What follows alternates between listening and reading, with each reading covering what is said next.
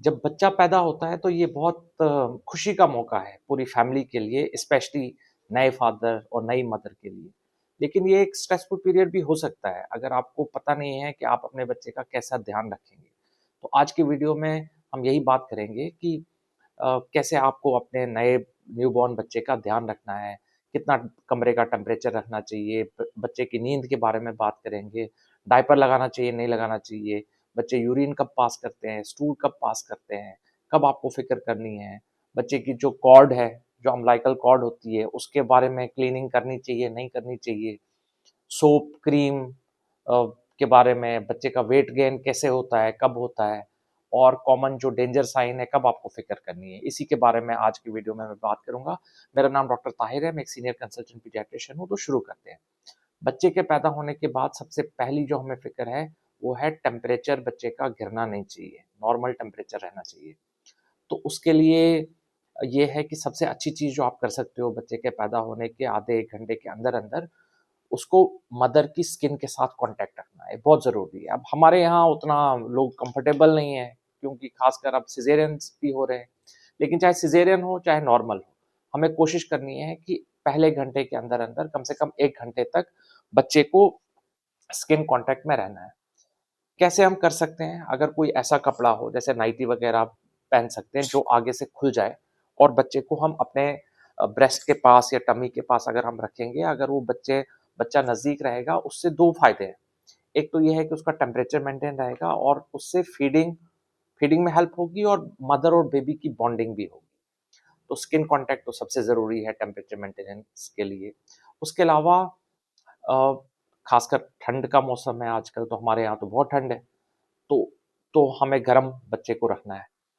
तो सबसे इम्पोर्टेंट है बच्चे को कवर करना, वो है हेड, क्योंकि हेड से ज़्यादा टेम्परेचर ड्रॉप होता है, टेम्परेचर लॉस करता है बेबी, तो हेड में टोपी वगैरह लगाना ज़रूरी है। और बजाय एक ही मोटा कपड़ा लगाने के आप मल्टीपल लेयर्स लगा सकते हैं बच्चे को कपड़े के, उससे ज़्यादा बच्चा गर्म रहेगा। और फिर ग्लव्स और सॉक्स भी पहनने ज़रूरी है। अब टेम्परे रूम को भी गर्म रख रख सकते हैं हम, वार्मर या हीटर बेटर है। ये जो कोयला और गैस बेस्ड हीटर्स हैं, ये उतने सेफ नहीं है बच्चे के लिए, ठीक है? अगर यूज़ किया भी तो वेंटिलेशन इंश्योर करनी है कि वेंटिलेशन हो। अब अगर गर्मियों का मौसम है, तो गर्मियों में बड़े कॉमन क्वेश्चन है कि डॉक्टर साहब फैन लगा सकते हैं, ये हम एसी लगा सकते हैं। बिल्कुल लगाने में कोई हर्ज नहीं है, लेकिन टेम्परेचर रूम का 25-26 के आस-पास रखना है। ये नहीं कि 16-17 रख दिया, उससे तो बच्चे का टेम्परेचर कम हो सकता है। तो और फिर कैसे देखेंगे आपका बच्चा गरम है या ज़्यादा गरम है या ठंडा है? तो बैक ऑफ द हैंड, जो उल्टा हाथ है, आप उसके पेट पे रखिए और उसके पैर के नीचे रखिए। अगर पैर ठंडा होने लगा, तो इसका मतलब बच्चा ठंडा हो रहा है, तो आप उसको और कपड़े लगाइए। तो गर्मियों में अक्सर हम कम कपड़े भी लगा सकते हैं बच्चे को, और पैर का और टमी का टेम्परेचर देखने से हमें ये चीज़ें पता चल सकती है। तो जब हमने बच्चे को गर्म रखा, नेक्स्ट चीज़ आती है फीडिंग। जैसे आप जानते हो, माँ का दूध ही बेस्ट है। तो अगर वो हमने स्किन टू स्किन कॉन्टैक्ट किया, तो उससे बहुत हेल्प होगी। खासकर पहले घंटे में जब बच्चा जागा होता है, तो उस टाइम पे वो जल्दी सक कर लेगा, क्योंकि वो नेचर है। पहले ही हमने अगर डब्बे का दूध दिया, तो फिर तो मुश्किल होती है अक्सर, स्पेशली पहले वाली बच्चे में। तो मदर्स फीड करना चाहिए। कितनी-कितनी देर पे करना चाहिए? हर 2-3 घंटे पे इनिशियली हमें करना है बच्चे को फीड। तो कैसे पता चलेगा कि बच्चे का फीड एडिक्वेट है? तो हमें यूरिन को देखना है। हर हर 4-5 घंटे में बच्चा एक बार अगर यूरिन पास कर रहा है, तो इसका मतलब फीड काफ़ी है। लेकिन यूरिन का दूसरी चीज़ हमें देखनी है कि फर्स्ट 24 आवर्स में बच्चे अगर एक बार भी यूरिन पास करे, तो ठीक है। बड़े पेरेंट्स आते हैं कि भाई डॉक्टर साहब 6 घंटे हो गए, 4 घंटे हो गए, यूरिन पास नहीं किया। तो पहले 24 घंटे में 1 बार काफ़ी होता है। उसके बाद 4-5 घंटे में करना चाहिए। और वैसे ही स्टूल का है, स्टूल बच्चा 2 दिन में करना चाहिए। तो ऐसा नहीं है कि 1 दिन में बच्चे ने पॉटी नहीं की तो क्या करें?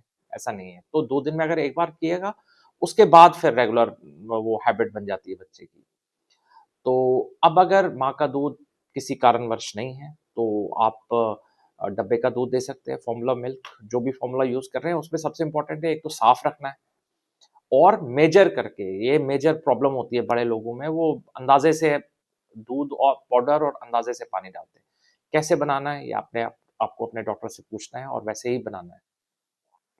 अब फीडिंग का भी एक कॉमन कन्फ्यूजन होता है कि कितनी देर तक करें। कुछ लोग होते हैं कि भाई कर ही रहे हैं, 1 घंटे तक फीड कर रहा है, तो इतनी देर तक बच्चे बच्चे को ज़रूरत नहीं होती।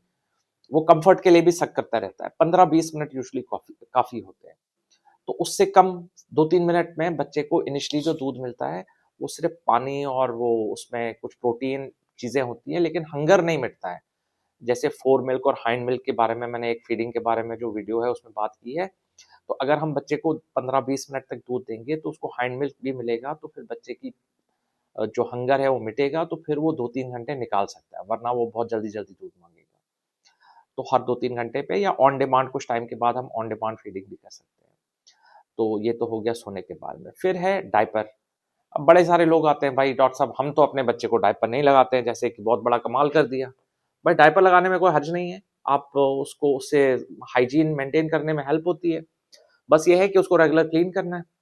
और डायपर जो है उसको आप फोल्ड करो, जो अम्बिलिकल कॉर्ड होती है उसको एक्सपोज रखना है हमें।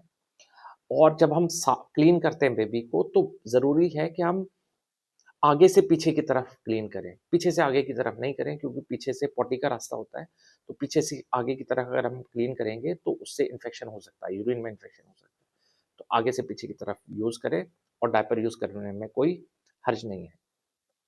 अब ये है कि वहीं क्लीनिंग की बात करते हैं तो बाथिंग की बात आती है कि नहाना कब चाहिए। तो देखिए, पहले 24 घंटे में नहाने की कोई जल्दी नहीं है, क्योंकि बच्चे का ठंडा पड़ने का रिस्क होता है। तो पहले 24 घंटे तक तो अवॉइड करें।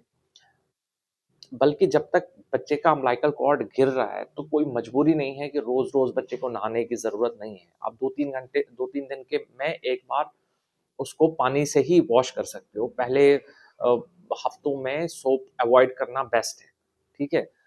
ऑयल क्रीम लगाने की भी ज़रूरत नहीं है, खासकर पाउडर तो बिल्कुल नहीं। आजकल वो किट आती है न्यूबॉर्न, तो उसमें सारे पाउडर-शाउडर लगा रहे हैं। पाउडर नहीं लगाना है बच्चे के लिए। कोई कुछ मॉइस्चराइजिंग क्रीम हम लगा सकते हैं, कोई माइल्ड सोप्स लगा सकते हैं, स्पेशली डायपर एरिया में, लेकिन पाउडर नहीं लगाना है। आप कोकोनट ऑयल से मसाज कर सकते हैं, या और भी कुछ ऑयल्स हैं या कोई माइल्ड क्रीम्स हैं जो बेबी के लिए स्पेशली हैं, उनको हम यूज़ कर सकते हैं। तो अब एक है इश्यू नींद का। तो बड़े सारे लोग आते हैं, डॉक्टर साहब हमारा बच्चा सोता ही नहीं है। रेयरली कुछ होता है कि भाई बच्चा हमारा ज़्यादा सोता है। तो आपको ये जानना है कि बच्चे नॉर्मली 15-16 घंटे 24 घंटे में सोते हैं। लेकिन एट अ स्ट्रेच 5-6 घंटे नहीं सोते हैं। वो 2-2 3-3 घंटे सोते हैं। और उनका स्लीप वेक साइकिल उल्टा होता है। बच्चे दिन में सोते हैं, रात को जागते हैं, क्योंकि रात में नेचर ने ऐसा ऑलमाइटी ने ऐसा रखा है, मदर के अंदर कुछ हार्मोन्स बनते हैं जिससे रात को माँ को दूध बनता है, तो बच्चा भी रात को जागता है ताकि वो दूध पी सके। तो नाइट फीड्स बहुत इंपॉर्टेंट है। तो बच्चा अगर 3-4 घंटे नहीं उठ रहा है तो फिर उसको जगाना है। और हाँ, और सोने का बेस्ट ये होता है कि बच्चे को उसी बेड पे ना सुलाया जाए जहाँ पे मदर और बेबी मदर सो रही है। बेस्ट है कि एक अलग से क्रिब रखा जाए जो मदर के बिल्कुल साथ में हो, और एक फर्म मैट्रेस हो, बहुत सॉफ्ट ना हो, पिलो-शिलो का इस्तेमाल करने की ज़रूरत नहीं है। तो ये है नींद के बारे में। फिर आता है कॉर्ड। कॉर्ड का जैसे मैंने बताया, कॉर्ड में कोई कुछ लगाने की ज़रूरत नहीं है, कोई क्रीम, कोई स्पिरिट लगाने की ज़रूरत नहीं है। आप उसको क्लीन रखो, यूजुअली 1-2 हफ्ते में कॉर्ड गिर जाएगा, ठीक है?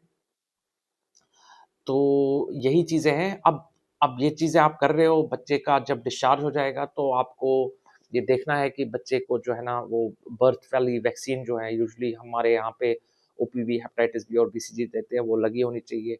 विटामिन के यूजुअली इंजेक्शन लग जाता है पहले ही दिन जब बच्चे का पैदा होता है। उसके बाद आपको वैक्सीनेशन कार्ड भी लेना है हॉस्पिटल से। फिर यूजुअली 45 डेज़ पे नेक्स्ट वैक्सीन होगी। फिर जब आप घर लेके जाओगे तो फिर पहले फर्स्ट ईयर में हम विटामिन डी ज़रूर देते हैं, माँ के दूध के अलावा सिर्फ विटामिन डी।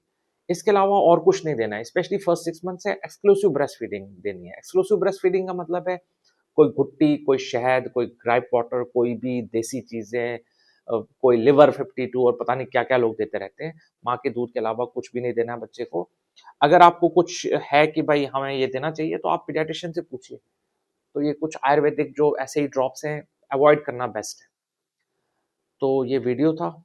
अगर आपको कोई क्वेश्चंस हैं फर्स्ट मंथ्स में बेबी की केयर के बारे में, आप मुझे पूछ सकते हैं और अगर आपको मेरे वीडियोस हेल्पफुल लगते हैं तो प्लीज़ आप मेरे चैनल को सब्सक्राइब करें। Thank you.